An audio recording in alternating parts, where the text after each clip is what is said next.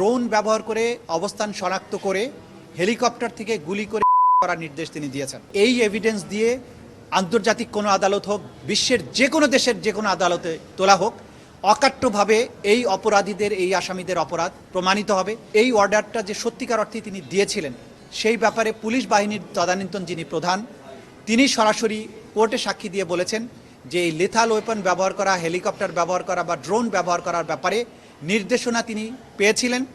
প্রধানমন্ত্রী স্বরাষ্ট্রমন্ত্রীকে বলেছিলেন, স্বরাষ্ট্রমন্ত্রী তাকে টেলিফোন করে জানান যে প্রধানমন্ত্রী তাকে এই নির্দেশ দিয়েছেন। আজকে আমরা শেখ হাসিনার মামলায় চতুর্থ দিনের মতো প্রসিকিউশন পক্ষের যুক্তিতর্ক উপস্থাপন অব্যাহত রেখেছি।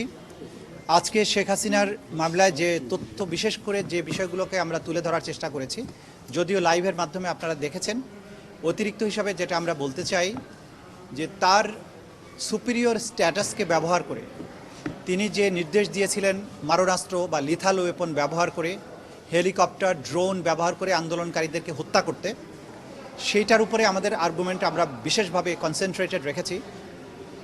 এখানে আমরা তিনজন ব্যক্তির সাথে শেখ হাসিনার যে টেলিফোনে কথোপকথন, একটা হচ্ছে ফজলে নূর তাপসের সাথে তার কথোপকথন, আরেকটা হচ্ছে ঢাকা বিশ্ববিদ্যালয়ের তদানীন্তন ভিসি মাকসুদ কামালের সাথে তার কথোপকথন, এবং হাসানুল হক ইনুর সাথে তার একাধিক কথোপকথন।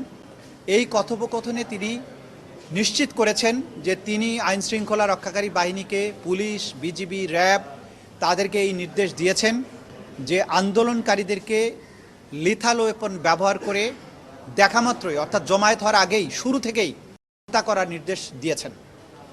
এবং তিনি এটাও বলেছেন যে ড্রোন ব্যবহার করে অবস্থান শনাক্ত করে হেলিকপ্টার থেকে গুলি করে করার নির্দেশ তিনি দিয়েছেন। হাসানুল হক ইনুকে তিনি কনফার্ম করছেন যে নারায়ণগঞ্জে এখানে হেলিকপ্টার থেকে ৩৬ সেনা নামানো হবে এবং উপর থেকে বম্বিং করা হবে, প্যারাট্রুপার নামানো হবে। এই সমস্ত কথোপকথনের মধ্য দিয়ে হত্যাকাণ্ড সংঘটিত করার, অর্থাৎ সারা দেশব্যাপী ওয়াইড স্প্রেড এবং সিস্টেম্যাটিক যে অ্যাটাকের কথা আমরা বলছি, সেটি সংগঠনের জন্য সুপিরিয়র অবস্থান থেকে তার সরাসরি নির্দেশ প্রমাণিত হয়েছে। আমরা আর্গুমেন্ট করেছি তার যে এই টেলিফোনিক কনভারসেশন, সেগুলো তার সঠিক কণ্ঠ কিনা নাকি এআই জেনারেটেড, সেই বিষয়ে আমরা বক্তব্য রেখেছি। আমরা খুব পরিষ্কারভাবে দেখিয়েছি বাংলাদেশের সিআইডি, ক্রিমিনাল ইনভেস্টিগেশন ডিপার্টমেন্ট, তারা ফরেনজিক টেস্ট করে বলেছেন এই কণ্ঠস্বর শেখ হাসিনার, এবং তার সাথে যাদের কথা হয়েছে ফজলে নূর তাপসের কণ্ঠস্বর তারা নিশ্চিত করেছেন, হাসানুল হক ইনুর কণ্ঠস্বর তারা নিশ্চিত করেছেন, মাকসুদ কামালের কণ্ঠস্বর তারা নিশ্চিত করেছেন।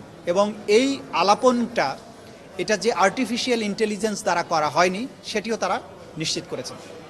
এডিশনালি বাংলাদেশের বাইরের দুটি প্রতিষ্ঠান, বিবিসি এবং আল জাজিরা, বিবিসি তারা একটা আলাদা ফার্মকে এনগেজ করে এই কণ্ঠস্বরগুলো এআই জেনারেটেড কিনা সেই ব্যাপারে তারা পরীক্ষা নিরীক্ষা চালিয়েছেন এবং তারা কনফার্ম করেছেন এটি শেখ হাসিনার কণ্ঠ, এটা এআই জেনারেটেড না, এই কনভারসেশনগুলো জেনুইন। এটার বাইরে আমরা এই অর্ডারটা যে সত্যিকার অর্থে তিনি দিয়েছিলেন সেই ব্যাপারে পুলিশ বাহিনীর তদানীন্তন যিনি প্রধান, তিনি সরাসরি কোর্টে সাক্ষী দিয়ে বলেছেন যে এই লেথাল ওয়েপন ব্যবহার করা, হেলিকপ্টার ব্যবহার করা বা ড্রোন ব্যবহার করার ব্যাপারে নির্দেশনা তিনি পেয়েছিলেন। প্রধানমন্ত্রী স্বরাষ্ট্রমন্ত্রীকে বলেছিলেন, স্বরাষ্ট্রমন্ত্রী তাকে টেলিফোন করে জানান যে প্রধানমন্ত্রী তাকে এই নির্দেশ দিয়েছেন। তিনি তখন এই নির্দেশটি তার অধস্তন অফিসারদেরকে জানান। অধস্তন অফিসাররা, অর্থাৎ ডিএমপির তদানীন্তন কমিশনার হাবিব, প্রলয় জোয়ারদার, তারা এটা তাদের কমান্ড সেন্টারের মাধ্যমে, ওয়্যারলেস মেসেজের মাধ্যমে বিভিন্ন কমান্ড পোস্ট, বিভিন্ন জায়গায় যে সমস্ত বাহিনীকে নিয়োগ করা হয়েছে তাদের কাছে এটি পৌঁছে দেওয়া হয়। ফলশ্রুতিতে দেশব্যাপী মারণাস্ত্র, আগ্নেয়াস্ত্র ব্যবহারের যে প্রমাণ, এই কমান্ড বা এই হুকুমের প্রেক্ষিতে সেগুলোর বিস্তারিত প্রমাণ, আমাদের লাইভ উইটনেস যারা আছে তাদের প্রমাণ আমরা দেখিয়েছি, আমাদের ডকুমেন্টারি এভিডেন্স দেখিয়েছি, পত্রপত্রিকার রিপোর্ট দেখিয়েছি, অজস্র ভিডিও ফুটেজ যে কিভাবে লিথাল ওয়েপন ব্যবহার করা হয়েছে, কিভাবে হেলিকপ্টার ব্যবহার করা হয়েছে, তার বিস্তারিত প্রমাণ এতটাই অকাট্যভাবে তুলে ধরা হয়েছে। এই আদালত শুধু নয়, আমরা যেটা বারবার বলেছি যে এই এভিডেন্স দিয়ে আন্তর্জাতিক কোনো আদালত হোক, বিশ্বের যে কোনো দেশের যে কোনো আদালতে তোলা হোক, অকাট্যভাবে এই অপরাধীদের, এই আসামিদের অপরাধ প্রমাণিত হবে। এই নির্দেশ এবং নির্দেশের এক্সিকিউশন, এবং এটা যে একটা সুনির্দিষ্ট কাঠামো ফলো করে সুপিরিয়র কমান্ড থেকে অর্ডার আসা, তার নিচের টায়ারে, তার নিচের টায়ারে, তার নিচের টায়ারে, সমস্ত কিছু অকাট্যভাবে প্রমাণিত হয়েছে। এটাও প্রমাণিত হয়েছে যে এই অপরাধগুলো ছিল ওয়াইড স্প্রেড এবং সিস্টেম্যাটিক। আন্তর্জাতিক আইন অনুযায়ী, দেশীয় আইন অনুযায়ী একটা অপরাধকে মানবতা বিরোধী অপরাধ হওয়ার জন্য ওয়াইড স্প্রেড এবং সিস্টেম্যাটিক হওয়ার যে শর্ত, সেটি যে পরিপূর্ণভাবে এই মামলায় প্রমাণিত হয়েছে বা শর্তগুলো পূরণ হয়েছে, সেগুলো আমরা দেখিয়েছি। এর বাইরে হেলিকপ্টার থেকে যে গুলি করা হয়েছে, এই ব্যাপারে সংশ্লিষ্ট বাহিনীগুলোর কাছ থেকে হেলিকপ্টারের ডিটেইল ফ্লাইটের চার্টার আমরা সংগ্রহ করেছি।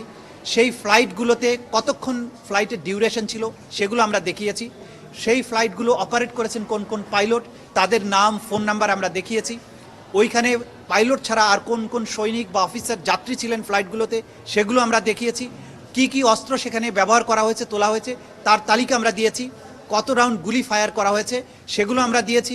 সেখানে SMG, light machine gun, shotgun, rifle, sound grenade, stun grenade সব কিছুর হিসাব এখানে আছে। সেগুলো এবং ভিডিও ফুটেজ, আহতদের গুলিবিদ্ধ হওয়া এবং যেসব গুলি শহীদ এবং আহতদের শরীর থেকে বের করা হয়েছে, সেই বুলেটগুলো, উদ্ধার করা বুলেট হসপিটাল থেকে ডাক্তাররা যেটা পেয়েছেন, সেগুলো আমরা আদালতে উপস্থাপন করেছি। সুতরাং এই যে চেইন, হুকুম দেওয়ার থেকে শুরু করে গ্রাউন্ড পর্যন্ত কার্যকর হওয়া এবং এটার আফটার ম্যাথ, কীভাবে মানুষগুলো মারা গেল, কতজন মারা গেল, তাদের দেহ থেকে কি ধরনের বুলেট উদ্ধার হলো, এই বুলেটগুলো কোন গ্রেডের, কোন রাইফেল থেকে এসেছে, কাদের কাছ থেকে এসেছে, এই সব কিছুর অকাট্য প্রমাণ ট্রাইব্যুনালে আমরা তুলে ধরেছি। আগামীকালকে আমরা বাকি 3টা যে চার্জ আছে ঘটনা কেন্দ্রিক, সেগুলোর ব্যাপারে তুলে ধরবো এবং কমান্ড রেসপন্সিবিলিটির উপরে যে আন্তর্জাতিক আইন, দেশীয় আইনের যে আইনের যে সমস্ত দৃষ্টান্ত আছে, নজির আছে, সেগুলো আমরা তুলে ধরবো এবং তার মধ্য দিয়ে হয়তো প্রসিকিউশনের আর্গুমেন্টের আমরা সমাপ্তির দিকে যাব।